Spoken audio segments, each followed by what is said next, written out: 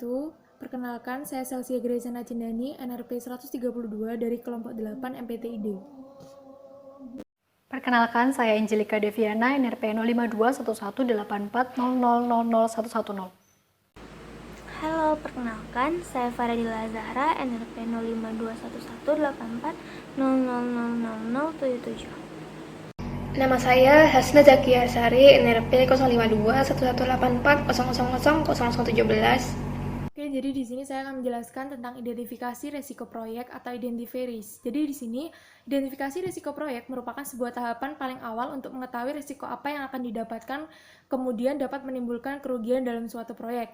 Jadi caranya dengan mengumpulkan data serta informasi yang akan dapat diperoleh sehubungan dengan resiko yang akan dihadapi. Selanjutnya, kita akan mengumpulkan data dan membuat sebuah diagram serta melakukan pendataan yang sistematis. Hal ini dilakukan agar dapat lebih mudah untuk menganalisis terhadap resiko yang akan kita dapatkan dan mempermudah pengambilan keputusan dari hasil analisis resiko pembuatan aplikasi kasir. Jadi berikut merupakan beberapa dokumen yang dipertimbangkan untuk mengakomodasi agar register diciptakan. Yang pertama yaitu Project Management Plan. Jadi dalam perencanaan manajemen risiko, semua menyetujui rencana manajemen anak perusahaan dan baseline harus diambil ke dalam pertimbangan untuk membuat rencana manajemen risiko yang konsisten. Rencana manajemen proyek atau project management plan yaitu dengan menyediakan dasar daerah berisiko termasuk ruang lingkup, jadwal, dan biaya. Untuk mengidentifikasinya, kemungkinan adanya risiko berada di seluruh proyek, diperlukan mereview proses manajemen risiko, kemudian dokumen yang berhubungan dengan project management plan.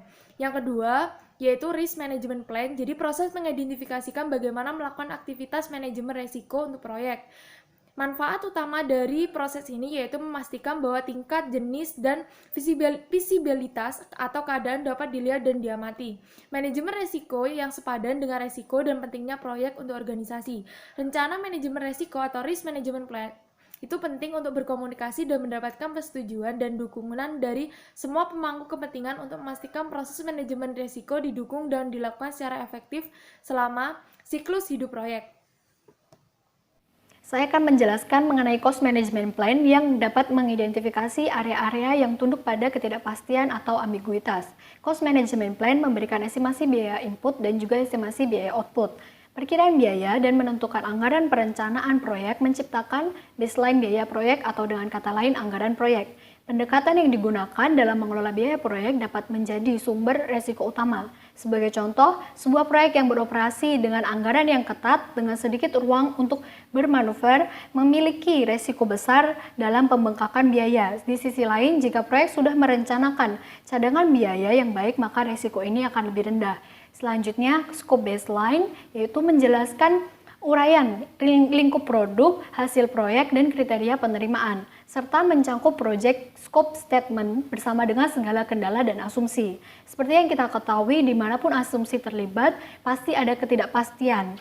Dan ketidakpastian inilah yang kita cari. Juga kendala dapat menjadi sumber resiko utama. Scope baseline itu berisi artefak utama yang akan sangat berguna bagi kita dari perspektif manajemen risiko, yaitu Work Breakdown Structure atau WBS. Ini dapat digunakan sebagai kerangka kerja untuk menyusun teknik identifikasi risiko, di mana akan memberi kita perspektif terperinci tentang pekerjaan proyek yang akan dilakukan, termasuk tugas dan juga subtugas. Dengan melalui WBS ini, secara menyeluruh kita dapat mengungkap banyak kemungkinan risiko potensial.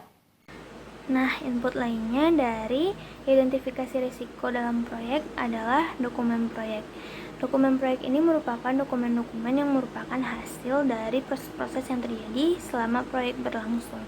Nah, dokumen yang akan digunakan adalah tetapi tidak terbatas kepada yang pertama yaitu log asumsi yang merupakan daftar dari asumsi dan kendala, lalu selanjutnya adalah perkiraan biaya yang merupakan penilaian kuantitatif dan berupa kisaran yang dapat menimbulkan risiko, lalu selanjutnya adalah perkiraan durasi yang juga merupakan penilaian kuantitatif dan berupa kisaran yang dapat menimbulkan risiko, lalu selanjutnya adalah log masalah yang merupakan daftar dari masalah-masalah, lalu selanjutnya adalah lesson learned register yang merupakan apakah risiko yang serupa mungkin akan terulang selama proyek, lalu selanjutnya adalah dokumentasi requirement, lalu selanjutnya resource requirement yang juga merupakan kisaran dan dapat menimbulkan risiko. Lalu selanjutnya adalah daftar stakeholder yang merupakan menentukan stakeholder mana yang dapat berpartisipasi dalam mengidentifikasi risiko ini. Jadi saya akan menjelaskan input lainnya dari identifikasi risiko proyek, yaitu stakeholder register dan issue log.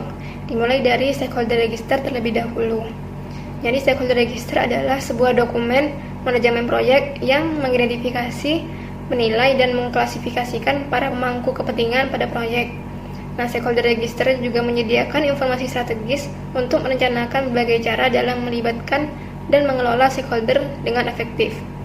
Adanya stakeholder register ini berguna sebagai masukan dari para stakeholder untuk dapat mengidentifikasi risiko dan mengetahui siapa yang terlibat dalam proses identifikasi risiko. Nah, dengan memahami sikap stakeholder terhadap risiko, juga dapat mengoptimalkan keberhasilan proyek dan kepuasan stakeholder dengan hasil proyek. Yang kedua adalah log issue. Log issue adalah dokumen proyek di mana semua masalah yang dapat mempengaruhi proyek dicatat dan dilacak. Dengan adanya log issue, maka dapat melaporkan dan mengkomunikasikan semua yang terjadi dalam proyek.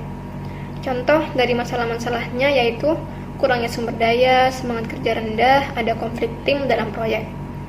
Semua masalah tersebut dapat secara langsung mempengaruhi tujuan proyek seperti anggaran, jadwal, dan kualitas. Log issue membantu tim proyek untuk mencatat masalah sehingga dapat menemukan resolusi.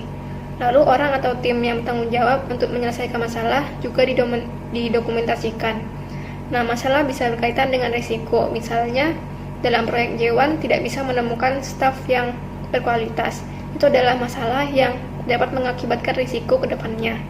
Nah, dalam identifikasi risiko ini, Psikolog dapat membantu mengidentifikasi risiko dengan melihat permasalahan yang ada sebelumnya.